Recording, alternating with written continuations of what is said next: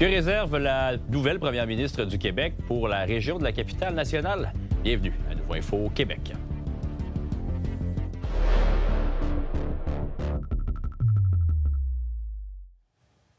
Bonsoir tout le monde, bon début de semaine. Bonsoir Félix-Antoine. Tu étais du côté de l'aéroport Jean-Lesage aujourd'hui parce que le maire Marchand était là. Naturellement, il a réagi à la nomination de la nouvelle première ministre du Québec. Il y a des gros projets à Québec. On parle du tramway, du projet de troisième lien. Qu'est-ce qu'il y avait à dire le maire Marchand ce matin? Bien, on a tenté de lui faire dire qu'il était heureux de ne pas voir Bernard Drainville être élu comme premier ministre.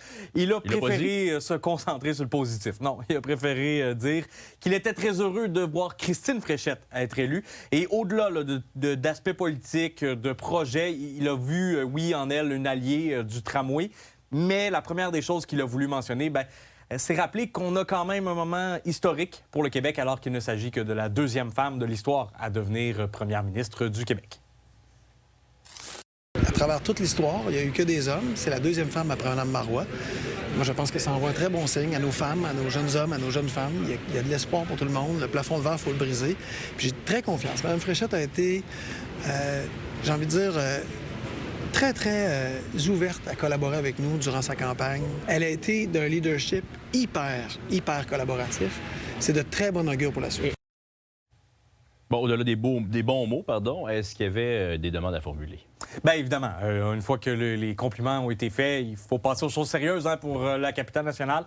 Plusieurs demandes, notamment, il veut qu'on s'attaque du côté des villes, les infrastructures, 60 des infrastructures du Québec qui font partie des villes. On veut qu'on s'y attaque. Plusieurs autres demandes, sinon, là, pour la Ville de Québec, 3 précises. La question de l'immigration, la question de l'attractivité, c'est important. La question du logement. On ne peut pas accueillir des gens si on ne les loge pas. Alors, nos taux d'inoccupation ont augmenté. C'est une bonne nouvelle. On construit beaucoup. On a une croissance à Québec qui est la meilleure au Canada l'an passé. Il faut continuer dans ce sens-là. On a besoin du gouvernement du Québec, notamment pour le logement social, le logement abordable. Les questions de mobilité sont encore à l'ordre du jour. Mais il y a un paquet de questions sur les ententes fédérales Québec, notamment celles sur les transports. Il faut régler ça avant l'élection. Bon, aussi, petite pépite que nous a laissé le maire Bruno Marchand, c'est en milieu de semaine qu'on nous a dit, on se doute probablement mercredi, que CDPQ Infra risque de faire sa présentation pour les travaux sur René Lévesque au courant de la période estivale. On va en avoir un petit peu plus d'idées sur quand ça va se passer, pour combien de temps et comment ça va affecter la circulation. Merci beaucoup, Félix-Antoine. Au plaisir, Jean-Simon.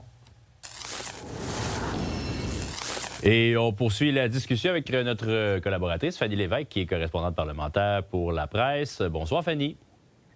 Bonsoir. Bon, alors, c'est quoi le premier défi là, sur la table de Christine Fréchette comme nouvelle première ministre? En fait, son premier défi va vraiment être de rallier, réunifier le parti de la Coalition Avenir Québec, parce qu'on l'a vu hier, Monsieur Drainville qui est parti vraiment rapidement après l'annonce du résultat finalement. Donc, c'est vraiment son principal défi. Peut-être que publiquement, tout le monde dit qu'on est prêt justement à travailler ensemble, mais en coulisses, ça va être beaucoup plus compliqué. On va devoir vraiment manœuvrer pour essayer de panser certaines plaies. Il faut dire que ce genre de course-là laisse quand même des traces. Alors, ça va être important pour elle. Et son autre défi va être aussi le temps, je vous dirais, parce qu'on est à 6 mois des élections, donc ça lui laisse bien peu de temps de faire sa marque. Et même du côté du travail parlementaire, ça va être très court, parce que, bon, la session est prorogée. Le temps de revenir, d'ici juin, là, ça va être serré. Sa nomination, ça veut dire quoi pour les grands projets de transport dans la grande région de Québec? Bien, comme vous l'avez vu, M. Marchand est heureux quand même aujourd'hui parce que sur la question du tramway, il n'y a à peu près rien qui change. Finalement, elle a même, en fait, M. Marchand a dit qu'elle n'en avait pas parlé du tout pendant la campagne. C'est signe que c'était acquis pour elle. Ce projet-là va de l'avant. Pour le troisième lien, c'est quand même un peu plus différent parce qu'elle rompt vraiment avec la position du gouvernement en ce moment, c'est-à-dire qu'elle rejette le tracé central et veut prioriser un tracé à l'est qui est quand même, selon, en fait, le souhait de M. Marchand et de M. Blaney à Lévis. Par contre, les plus pressés vont peut-être attendre un peu plus parce qu'elle a mis quand même plusieurs conditions à ce projet-là. Alors, ce sera à voir. Mais donc, pour M. Marchand, vous l'avez vu, je pense qu'il était heureux que ce soit Mme Fréchette qui remporte dimanche. Et comment ses adversaires réagissent, les adversaires de Mme Fréchette? Est-ce que c'est une bonne ou une mauvaise nouvelle pour ceux qui aspirent à devenir premier ministre? Mais ça dépend à qui on demande. Je vous dirais que quand on regarde du côté du Parti québécois, c'est plutôt une bonne nouvelle pour eux parce qu'ils pourraient profiter de ça. Du côté des libéraux, c'est peut-être une moins bonne nouvelle parce que je vous explique rapidement. Madame Fréchette est vue un peu comme un peu la candidate qui était moins nationaliste quand on parle des vrais bleus au sein de la CAQ. D'ailleurs, ses adversaires vont vouloir travailler là-dessus. Ils la dépeignent déjà un peu comme une Charles Milliard 2.0. Alors, vous voyez, déjà, le Parti québécois qui a mis beaucoup de publicité aujourd'hui pour essayer de reconquérir justement les plus nationalistes de la CAQ du côté du Parti québécois. Alors, si ça se concrétise, bien, ça pourrait aider le Parti québécois. Et de l'autre côté, si justement elle se rapproche plus de positions qui sont traditionnellement libérales, bien, ça pourrait défavoriser les libéraux. Fanny, merci beaucoup pour cette analyse. Ça fait plaisir, merci. Bonne soirée, à bientôt. Maintenant, il y a un deuxième cas de rougeole qui a été confirmé, détecté dans la région de Québec. Ça s'est passé le 12 avril. La santé publique, par contre, ne sait pas encore où la maladie a été contractée, mais on mentionne que la personne a circulé dans des magasins à grande surface à Québec, dans les secteurs de Sainte-Foy, Sillery-Cap-Rouge et des Rivières, les 6 et 8 avril dernier.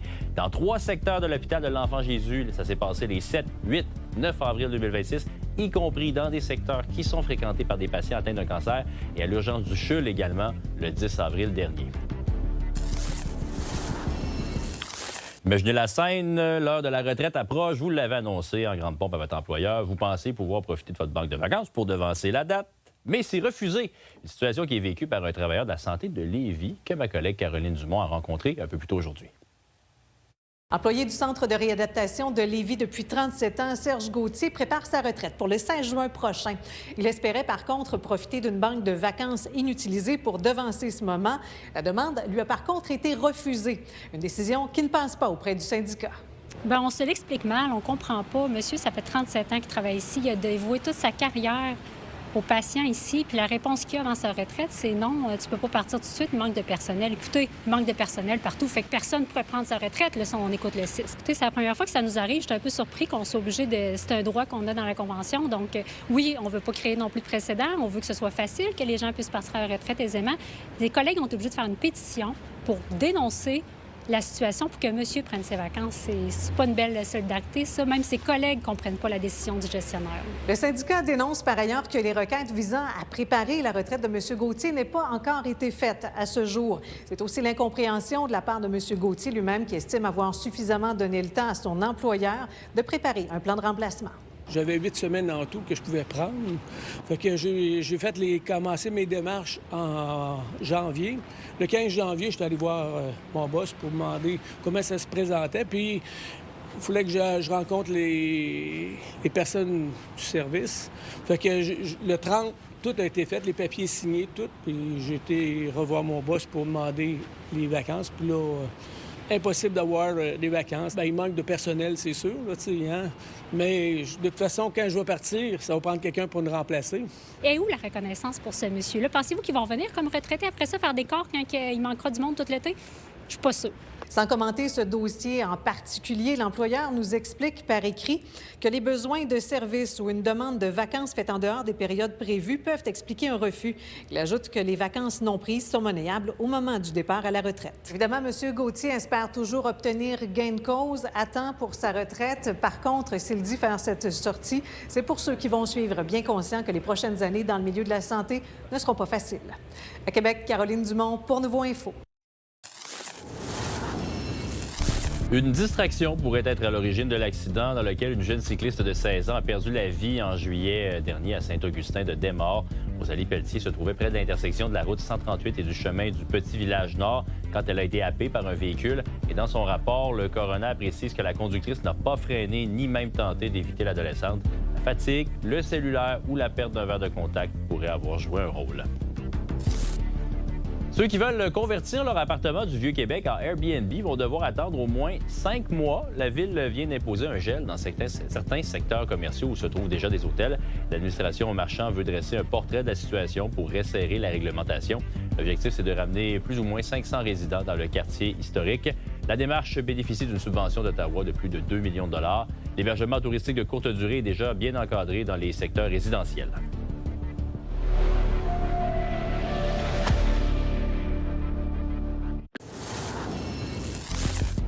L'aéroport de Québec veut s'attaquer au réflexe des voyageurs de choisir automatiquement de partir d'un autre aéroport que de celui de Québec. La direction de l'aéroport Jean-Lesage a sorti ce matin des données pour l'année 2026. Je vous en présente les faits saillants. L'offre de sièges, elle est plus élevée de 15 cette année, presque 25 de plus qu'en 2025 lors de la période estivale. Donc, on parle d'un total de 3 millions de sièges offerts en 2026. Le président de l'aéroport Jean-Lesage souhaite que les voyageurs prennent le temps de comparer. Souvent, les gens n'ont même pas le réflexe, ils vont booker à partir d'un autre aéroport. Allez voir, comparez, faites vos devoirs, puis vous déciderez qu'est-ce qui est mieux à faire pour vous. Mais l'engagement de chaque citoyen, c'est un geste concret que vous portez au développement économique de votre ville, c'est de notre région. C'est un geste concret que vous portez en donnant les moyens aux compagnies aériennes d'amener plus de touristes à Québec. Suite au tollé qui a été causé par la fin des cartes de crédit conjointes, Desjardins a reporté sa décision d'implanter un nouveau système de gestion. Une seule personne devait être désignée comme détentrice principale de la carte. Le changement qui devait s'opérer le 10 juin faisait craindre des grands abus financiers aux clients et aux groupes de consommateurs. Le reportage d'Eliott Tremblay. Je lui fais vraiment confiance à mon mari. Lui, il me fait confiance. Fait que personnellement, je pense pas que ça aurait un impact épouvantable. Ce qui me dérange fondamentalement, c'est l'opacité. C'est qu'il y a un des deux partenaires, peu importe lequel, peut choisir de pas être transparent. Je trouve ça très, très choquant. Sarah Milis n'est pas la seule à trouver ça très, très choquant. Il y a des milliers de clients Desjardins qui ont été assez surpris quand ils ont appris que les modalités de leur carte de crédit conjointe allaient changer. Desjardins voulait mettre fin aux cartes de crédit avec deux détenteurs principaux égaux. Donc, un seul conjoint aurait été responsable du compte, de la dette et de la cote de crédit. L'autre serait devenu détenteur additionnel avec moins d'accès et moins de contrôle. Ce qui est inquiétant, c'est pour les couples où ça va moins bien, où il pourrait y avoir de possibles abus. Si une des deux personnes se retrouve responsable de la dette, il se pourrait que la personne qui devienne le détenteur secondaire puisse dire, OK, moi, je ne suis plus responsable également, donc je m'en lave les mains. Ou l'inverse est aussi vrai aussi. Le détenteur principal pourrait décider de contrôler l'information, de ne pas tout dire. C'est là où ça pose problème, là. L'idée, c'est que c'est pas correct. Si c'est un compte commun, c'est les dépenses des deux, c'est l'argent des deux. Il faut que les deux soient informés de ce qui se passe sur ce compte-là.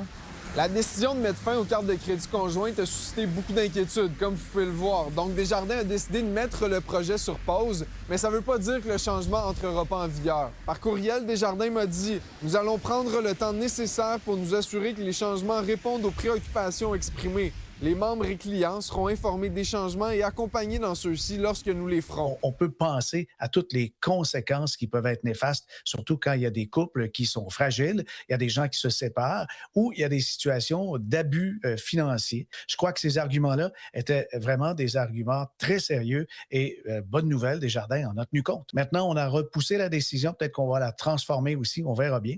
C'est encore une grosse compagnie qui fait vivre une impuissance. Et c'est comme, maintenant, il faut vous soumettre à ce changement ou bien partir, en fait, finalement. En quelques semaines à peine, Desjardins recule une deuxième fois sur une décision par rapport à ses cartes de crédit. C'est une période de transition qui est plus ou moins fluide pour l'institution financière qui dessert pas loin de 80 % de la population québécoise. À Montréal, Eliott Tremblay pour Nouveau Info.